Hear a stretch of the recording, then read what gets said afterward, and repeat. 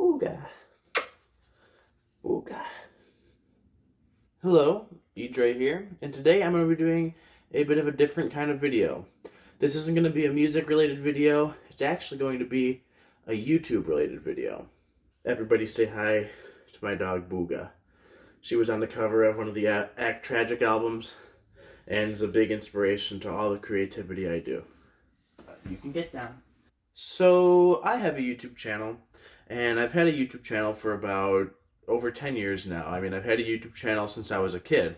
And when I really look back on what was my first creative influences in media, it goes back further than music for me. I got into music around 2014, 2015, but before I was into music, I was really into YouTube.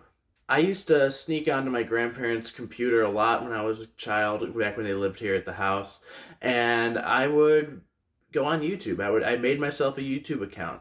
I also remember going over to my friend's house at the time and making my first kind of collaborative YouTube channel. And all of this was honestly done without my parents knowing at first. But before long, they were aware. They just made me wear a green mask on my face to mask my identity, because I was a young kid. But those early days of me making stupid YouTube videos, I still think, looking back, is what led me to where I am now creatively with my music and art in general.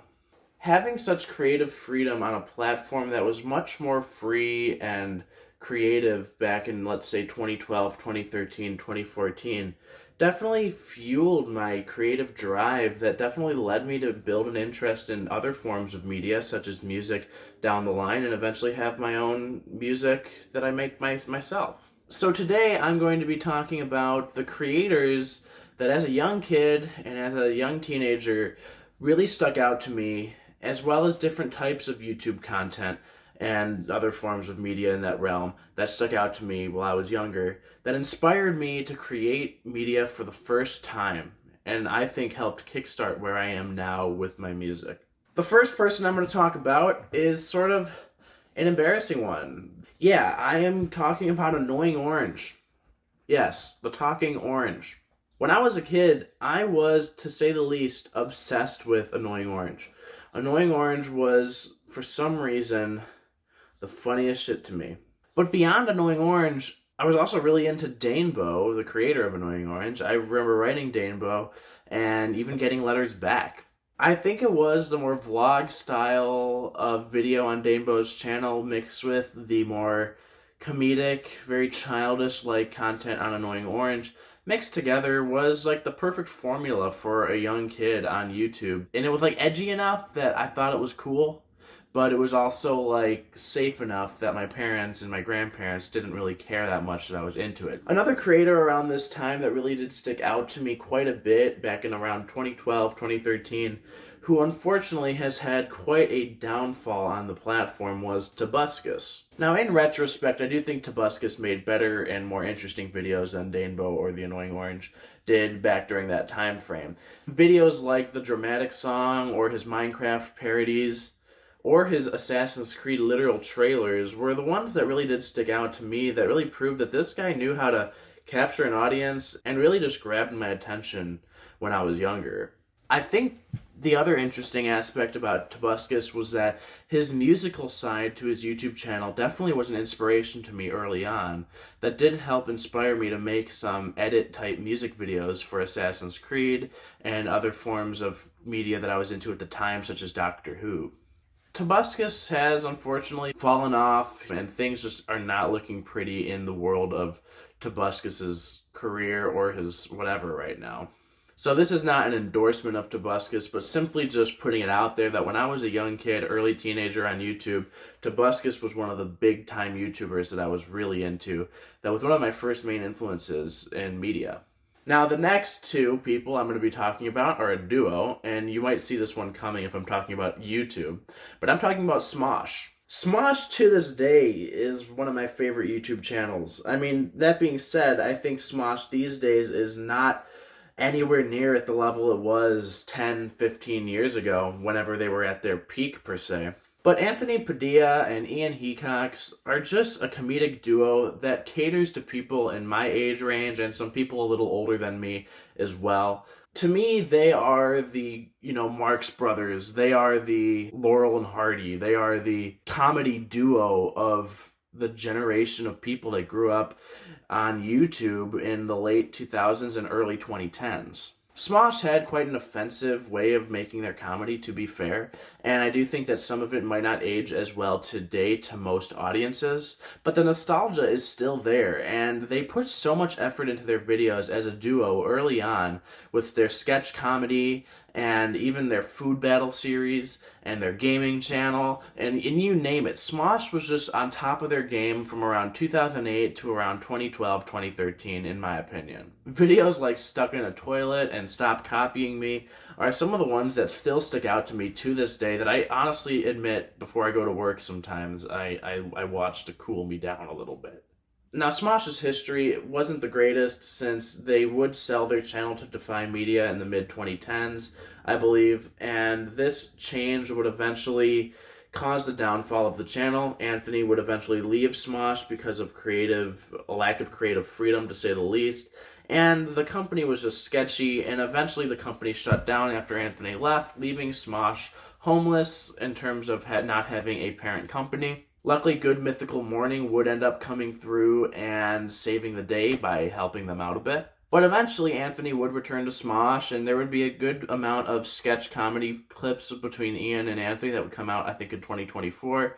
And they definitely do have a bit of a resurgence right now. However, I do still think I do miss the old Smosh.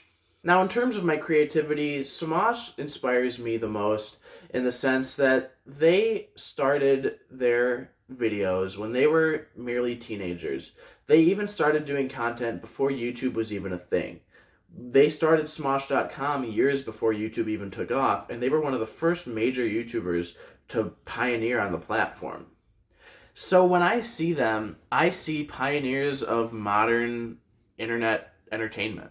And their commitment to making content over almost 2 decades now, I think is very inspiring to me and was a big inspiration to a lot of the YouTube videos I made growing up. So yeah, Smosh might be a little dated to younger audiences, but I still have a soft spot for Smosh in my heart. The next type of YouTuber, or the next YouTuber I want to really talk about, is Conor Franta and the sort of lifestyle YouTubers that were going on around the mid-2010s. Conor Franta, who was a very big YouTuber in the LGBT community, is one of my favorites, or was one of my favorites when I was in middle school. I think his uplifting, very positive energy was a big thing for me growing up. And unfortunately is something that I feel like I grew away from as I got a little older throughout high school, but have now started to kind of turn back on and actually enjoy again. Conor Franta's content was very vlog-like, very much, like I said, lifestyle-based, very reminiscent of other creators such as Tyler Oakley, in which he would collaborate with here and there.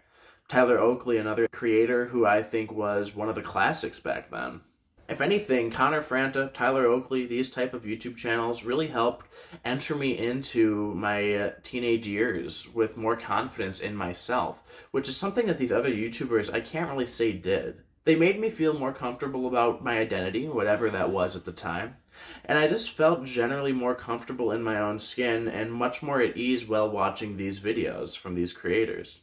As time has gone on, these creators have since kind of slowed down their content quite a bit. I still check in on Conor Franta from time to time, and his modern content is really relaxing and really soothing, and it's just such a good natural progression. I think one of the best progressions the YouTubers that I've listed on this list have actually made. I think Conor is a very chill dude and a very just inspiring guy. He's very at peace with himself, and I wish more YouTubers were like that. I have a really soft spot in my heart for Conor Franta, Tyler Oakley, and those type of YouTubers as well.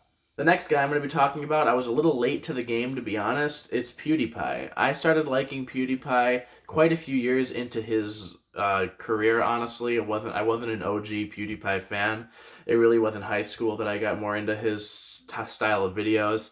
But now we all know PewDiePie as the gaming guy, the most popular YouTuber, etc., all that kind of stuff.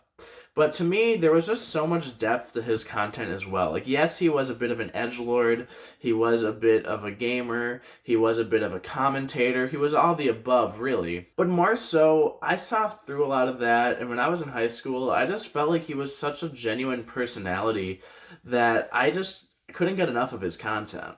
Well, yes, I enjoyed his gaming videos. It was honestly more so just his personality. Of all the people on this list, he has one of my favorite personalities of any YouTuber here. Eventually, I remember the whole subscribe to PewDiePie thing, which was very big, a little annoying looking back on. But PewDiePie as a creator, I think, has been one of the most consistent creators on the channel. And looking at his content now, where he does a lot of content about his life in Japan with his wife and his kid, I just think that he seems so much at peace. It reminds me a lot of Conor Franta, and it's nice to see a YouTuber that I kind of grew up watching reach a point of content in his life. There's not too much else to say here, but I really do think that PewDiePie was one of my favorite ones growing up, and I have to give him a spot in this video if I'm talking about YouTubers being some of my first creative influences. The next channel I'm going to be talking about, I still think, is one of the YouTube channels that has maintained their formula for over like 15 years, I think, and have not lost their touch. It is the slow-mo guys. Yeah, the slow-mo guys, the people that do slow motion videos, and that's really it. But they are just, they have a way of making their videos that when I was a kid, I thought was very entertaining, very invigorating, and very captivating. Whether it was the fact that Dan was the one doing all the brunt work and was just always put in the midst of these crazy scenarios that were filmed in slow motion, and Gavin just hiding behind the camera. Their personalities bounce off each other so well, and I was just so fascinated with the fact that these high-speed cameras could capture this content and slow it down so much and make it look so smooth. Like, the whole concept of it was amazing to me as a kid. And honestly, it still is today. I still look back on these videos fondly. I watch some of their old slow motion videos, like the giant balloon videos and stuff like that, and I still watch their new videos that come out when I get around to doing it. And yes, their dynamic is still the same. They still, to me, are one of the most classic YouTubers that have maintained an exact formula and stuck to it that still works today. The slow-mo guys are just OG YouTubers that were really fun for me growing up.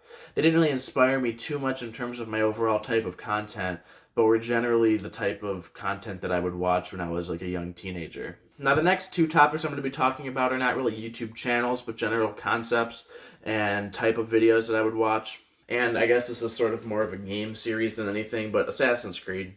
I was obsessed with Assassin's Creed in middle school and throughout some of high school as well. Mainly the Kenway trilogy of games, Assassin's Creed 3, Black Flag, and Rogue. Those games to me just were phenomenal games. I loved the way the stories tied together between those three. Edward, Haytham, and Conor, just great characters in my opinion.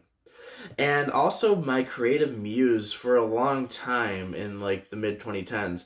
When I was making YouTube videos, majority of them were related to Assassin's Creed. They were either Assassin's Creed edit videos, which many of them are still up on this channel, and some of them was the Templar series, a series of videos I made in middle school where I was playing a Templar, and I was up against my friend who was an assassin, and it was like a back and forth battle between us. Yes, they're kind of cringe looking back on, but those videos are still up. They're still up on YouTube.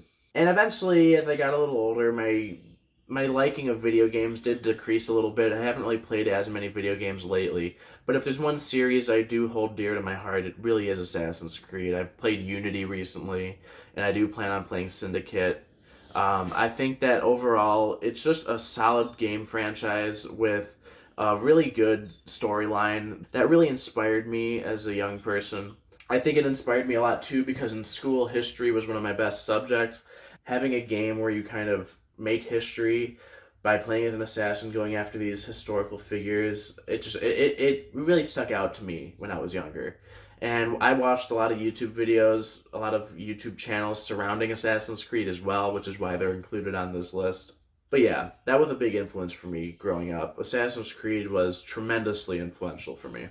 The last topic I wanted to talk about was just how much YouTube has changed over the years. I mean, when I started doing YouTube in 2012, which is later than a lot of people, but also earlier than a lot of people as well, Considering I'm in my early 20s, I've been on YouTube now for like more than half my life.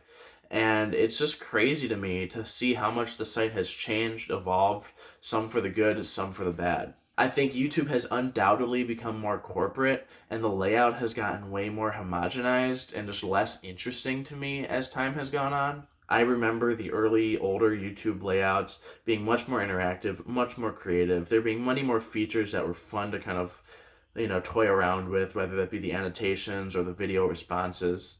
And YouTube as a whole was just a more creative space, I think, around that time when I started as a kid. There was way more creative freedom, less restrictions about what you could and couldn't do, less copyright restrictions as well. And just in general, I think YouTube was a more fun place for me growing up. Now, all of that being said, YouTube still is one of my most visited websites. It's one of my favorite websites, and still does have a lot of creative freedom, if I'm being completely honest. I can't lie and say it doesn't. So to me, YouTube still is a bastion of creativity where you could upload your music, you could upload your videos, you could upload your just fun times and do that. It's just, in order to reach a point where you have satisfaction on YouTube, the standards have changed over the years, I would say. Now, one last thing that I will say is that I did download an extension for Google Chrome. I think it's called V3 StarTube, I believe. I can't remember the exact name of it, but oh my god, is it amazing. I currently have the 2012 layout of YouTube set up, where YouTube's fully functional, but in the layout it was in mid-2012, around the time I started doing YouTube. It's insane. Like, it feels like I'm back in time. It's amazing. If you love older YouTube, retro YouTube, whatever you want to call it, this is a good extension. I will actually find a link to it and put it in the description. You can figure out how to do it. I'm not a tech guy at all. It took me way too goddamn long to figure this shit out.